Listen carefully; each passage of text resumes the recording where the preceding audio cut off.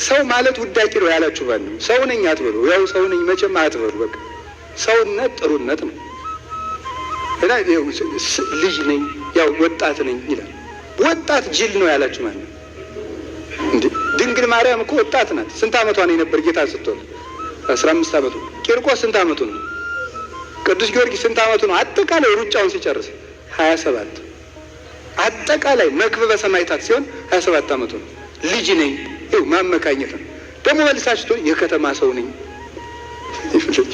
ያው ከተማ ነው ታውቁታላችሁ፣ ብዙ ነው። በቃ ያው ቴክኖሎጂውም አለ እና አትመርጡ እና የከተማ ሰው ነኝ፣ ብቻዬን ነው የምኖረው፣ በቃ ማንም ከጎኔ የለም፣ እግዚአብሔር አለ። ለሌሎቹ አባቶቻችን ማን ነበራቸው? ማንም። ብቻዬን ነው የምኖረው፣ ያመኛል። አዎ እንዲያው ምንም ምክንያት ሰነፍ ሰው ምክንያት አታውቅም። ጎረቤቶች ክፉ ናቸው። አንድ ሊቀ ጳጳስ ልጅ እንደው ተማር ቢሉት አባ ምበላው የለኝም አላቸው። ስትደነቆር ምን እየበላ ደነቆርካል? እየደነቆርክ የምትበላውን ነገር በቃ እሱን እየበላ ተማር። ሳትማርስ እየበላህ አይደል? ሳትማር ከበላህ ተማር፣ እሱን የምትበላውን እየበላ። ስለዚህ ምንድን ነው አሁን እየተጃጃለ ምክንያቶቻችን ማስወገድ አለብን። ልጅ ነኝ፣ አሞኛል፣ አልተማርኩም፣ ድሃ ነኝ፣ እንደዚህ ነኝ ይዛችሁ ወደ ቤተክርስቲያን።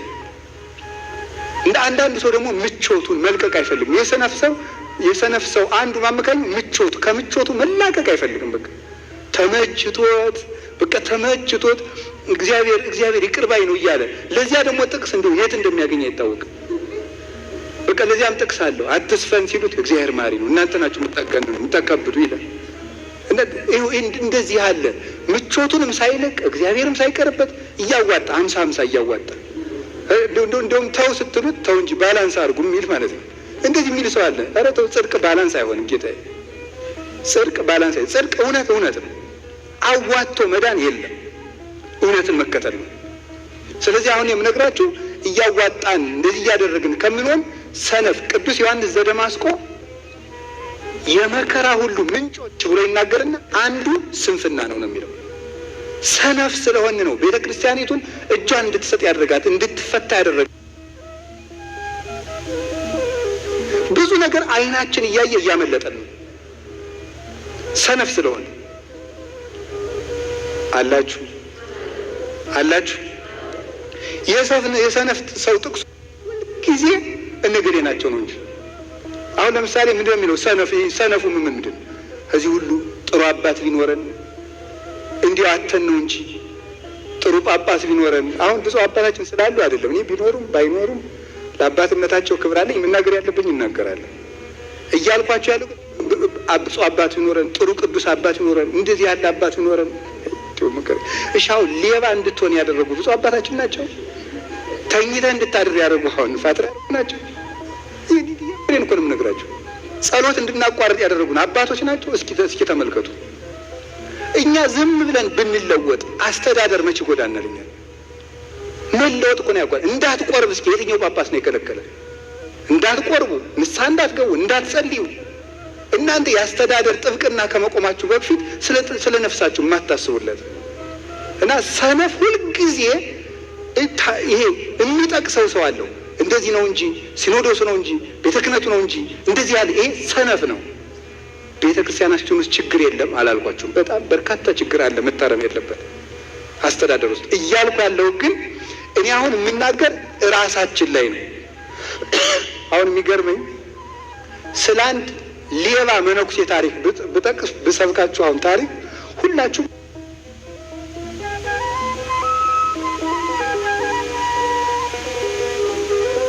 ሌባ ጳጳስ ነበር ብዬ ወይ አውሳቢዎስ ዘኒቆምዲያን ወይም የአንዱን ብጠቅስ ወይም የሌላውን ብጠቅስ ደግሞ ብድግት አልኳቸው። አዎ ብፁዕ አቡነ ገሌን ነው ልካቸውን አሏቸው ይላል።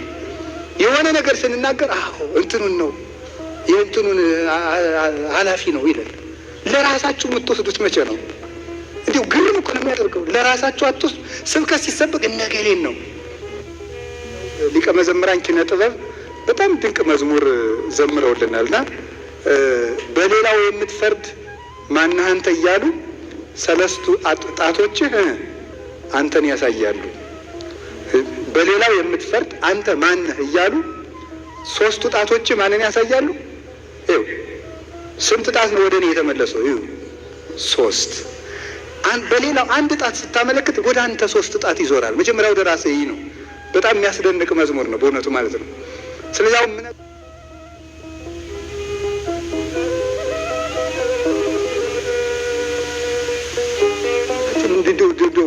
ጣሉት። አምሽታችሁ አትተኙ። ምቾት ካልጠላችሁ ለቤተ ክርስቲያንም ለራሳችሁም አትሆኑ። ምቾት ካልቀነሳችሁ፣ ለምሳሌ ማታ ላይ ፍጥጥ ብሎ በቃ ቲክቶክ እና ፌስቡክ ላይ እንዲህ ብሎ ማምሸት ምቾት ፍለጋ ነው። ክርስቶስ ነው እንጂ ፍቾት የሚሰጠን፣ እሱ ደግሞ ጠዋት ሌላ ምቾት ያስፈልገዋል። የማይጠገብ ደስታ ነው የዓለሙ ደስታ። እያሳዘናችሁ የጎዳችሁ ያደነዝዛችሁ መጨረሻ ላይ ማደንዘዝ ነው እና ማታ እንቅልፋ በጊዜ ተኙ፣ ሌሊት በጊዜ ተነሱ፣ ቅዱሳት መጻሕፍትን አንብቡ፣ ተማሩ። እንደዚያ ሲሆን ቤተ ክርስቲያንን ከፍ ባለልን የምትሰጡት እንዳታጡ ስሩ። ሁላችሁ ከቃሉ ጋር ናችሁ። እግዚአብሔር ከሁላችን ጋር ይሁን።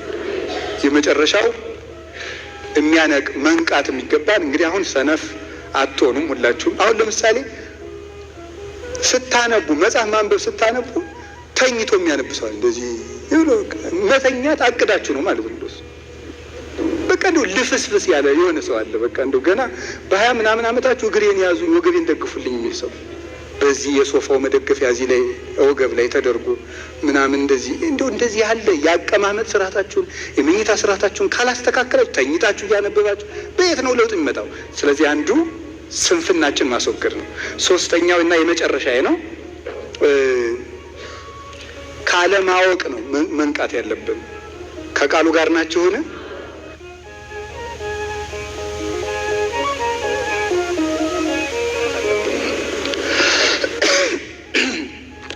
ቅዱስ ዮሐንስ አፈወርቅ ድርሳን 34 ላይ እስመ ተኃጥኦ ሊቅ ግብር እኩይ ውእቱ ወጥንት ለኩሉ ሀከክ ይላል። የመምህር መታጣት እጅግ ጎጂ ተግባር ነው ይላል። የመምህር መታጣት፣ የእውቀት ማጣት የሁከት ሁሉ ምንጭ ነው ይላል። የምን ሁሉ ምንጭ ነው? የሁከት ሁሉ ምንጭ አለማወቅ። የማያውቅ ሰው የሚያደርገውን አያውቅም። እስኪ ጌታ ሲሰቅሉት ምንድን ነው ያደርገው? የሚያደርጉትን አያውቁምና በሉት እስኪ የመጀመሪያውን ጀምራችሁ በሉት።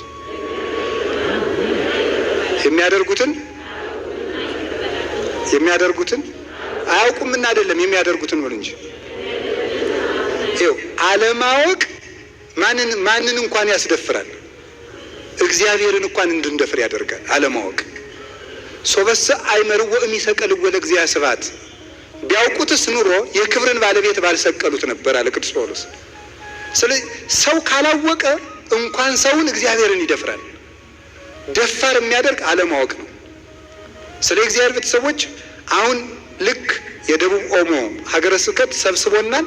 አንድ በንስሐ እንድትነቁ ለሀገረ ስብከቱ መስራት ከፈልጋችሁ፣ ለቤተ ክርስቲያን እንድትሆኑ ከፈልጋችሁ፣ አንድ ይሄን ምክንያት አድርጋችሁ ከዛሬ ጀምራችሁ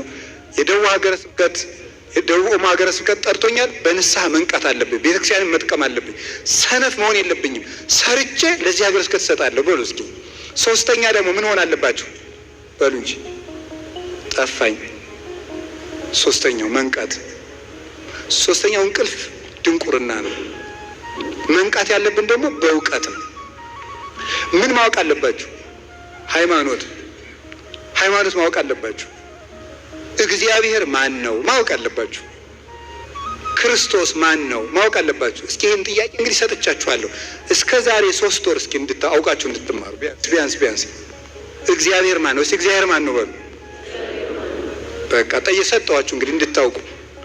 ሁለተኛ ክርስቶስ ማን ነው? እንዴ ክርስቶስና እግዚአብሔር የሶስቱ ስም ነው። አንሰ ሶበቤ እግዚአብሔር ትምህርቱን ተናገርኩት። አንሰ ሶበቤ እግዚአብሔር በእብል በእንተ አብ ወልድ መንፈስ ቅዱስ። እኔ እግዚአብሔር ባልኩ ጊዜ ስለ አብ ስለ ወልድ ስለ መንፈስ ቅዱስ ነው መማር አለባቸው። ክርስቶስ ማን ነው? አሁን በክርስትና ስም ብቻ ወደ 39,000 ዲኖሚኔሽንስ አሉ። ክርስቶስ በሚል ስም ብቻ ነው በዓለም ላይ። ታዲያ የማን ክርስቶስ ነው ትክክል? የእኛ ክርስቶስ ነው ትክክል። ለምን? እንዴት ሆነ? ተማሩ። ቁርባን ምንድን ነው? ስርዓት ምንድን ነው? ጋብቻ ምንድን ነው? ማወቅ አለባቸው። እየሆነብን በእንግሊዘኛ ጠቅሼ ከመዋረድ ብዬ ነው። እንግሊዞች አንድ የሚሉት ጥቅስ አላቸው። የማታውቀውን ነገር የኔ ማለት አትችልም ይላሉ። እስኪ በሉ እስኪ በሉ ንገሩኝ እንጂ ተናገሩ። የማታውቀውን ነገር ድገሙት። የማታውቀውን ነገር የኔ ማለት አትችልም። ካላወቀው የኔ ነው ብለህ መከራከር አትችልም። በቃ አሁን ነገ በቃ ይሄ ለምሳሌ ደቡብ ኦሞ ውስጥ ስንት ገዳም አለ ሰምታችኋል። እዚያ ውስጥ ያሉትን ነገሮች ይሄንችን ቤተክርስቲያን የምንረከብ እኛ ነን። እንግዲህ ለልጆቻችን ቆጥረ ምን እየተደረገ ነው? ስንት ገዳም እየተገደመ ነው? ስንት አብነት ትምህርት ቤት አለ? ስንት ምዕመናን ተጠመቁ? ስንት አለ? ካላወቃችሁት ነገ እነዚያ ሌላ አውሬ ቢወስዳቸው የእኛ ነው ማለት አንችልም። መረጃ ይኑራችሁ ስለ ቤተክርስቲያን ምን እየተደረገ ነው እስቲ ወቁ። በምስራቅ ምን አለ? በምዕራብ ምን አለ? በሰሜን ምን አለ? በደቡብ ምን አለ? ንቃት የሚለው ትጋት የሚል ትርጉም አለው። ትጋት የሚለውን ከብፁዕ አባታችን ፊት ስለጠቀስኩ ያርሙኛል። ዋችፉልነስ ማለት ነው። ዋችፉልነስ ማለት ሊቪንግ አቴንቲቭሊ ማለት ነው።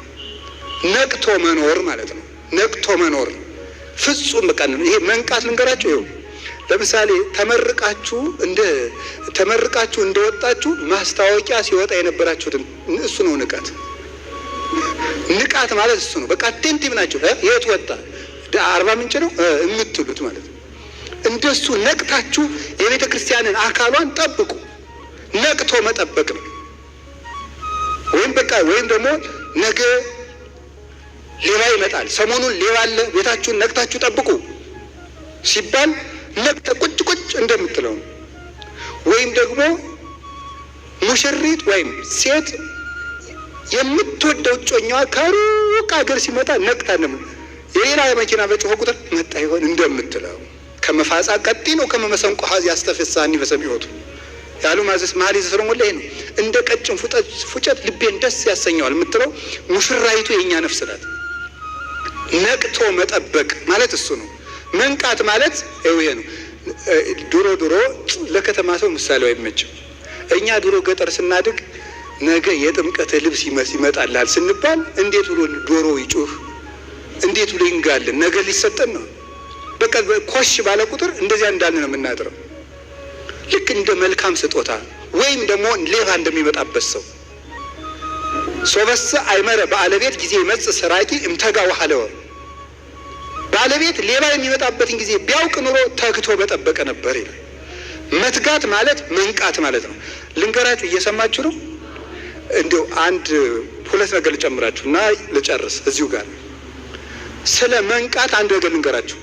ብዙ ጊዜ ለመለወጥ እናቅዳለን፣ ለምን አይሳካልን ነው። አሁን በለመድነው ኃጢአት ሁሉ መላሰን እንወድቅበታለን። ለምንድን ነው ካላችሁ ንቃት ስለሌለን ነው። ንቃት ማለት ሰይጣን ቀድሞ በጣለን ነገር ሊጥለን ሲል ምክንያቶቹን ነቅተን መከታተል ማለት ነው። እሱን ማለት ነው። ምን ማለት እንደሆነ እንገራችሁ። ከቃሉ ጋር ናችሁ? ለምሳሌ አንዲት ሴት በዝሙት ደጋግማ የወደቀች ብትሆን እንዴት መንቃት እንዳለባት እንገራችሁ። አንድ የሥራ ባልደረባዋ እንዲህ ይላታል፣ ዛሬ በጋራ የምናዘጋጀው ሪፖርት አለ ይላታል። ስንት ሰዓት እንገናኝ? ከምሽቱ 1 ሰዓት ነው የሚመችኝ፣ ቀን ብዙ ስራ አለኝ አላት። እዚህ ላይ ነው መንቃት የሚያስፈልገው። 1 ሰዓት ካለ ሪፖርቱ 4 ሰዓት ቢፈጅ እስከ ስንት ሰዓት ሊቆይ ነው ከቤት? 4 ሰዓት ላይ እራት ቀምሰ ሄድ ቢባል እስኪ በሉ ስንት ይፈጃል? 5 ሻይ ላፍላለ ቢባል 6። እዚህ በኋላ ምን ይሆናል? አልናገርም። መንቃት ማለት ምን ማለት ነው? መጀመሪያ ነገሮቹ ነገር ሊጀምሩ ሲሉ መከታተል ነው። መጀመሪያ ምክንያቶቹን ነው። ተአቀብ እምንውሳት ከመይትደቅ በአብያት፣ በታላላቆቹ እንዳትወድቅ መጀመሪያ ከጥቃቅኑ ተጠንቀቅ ይላል መጽሐፈ መነኮሳት። እና መጠንቀቅ ማለት መጀመሪያ በለመድነው ነገር የሚከፍታቸውን በሮች ሰይጣንን እነሱን ነው ማየት። ኃጢአቱ ከደረሰ በኋላ ከመታገል መጀመሪያ ሊመጣ ሲል በር መዝጋት ነው። መንቃት ማለት ይሄ ነው። አላችሁን? ሌላው መትጋት ማለት ማዘውተር ማለት ነው። እስኪ ማዘውተር በሉ፣ ማዘውተር በሉ።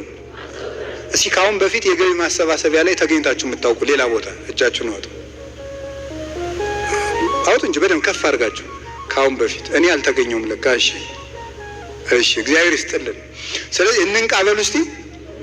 መንቃት ማለት መትጋት ማለት ነው። እንግዲያው ምን ማለት ነው? መትጋት ማለት ደግሞ ማዘውተር ነው።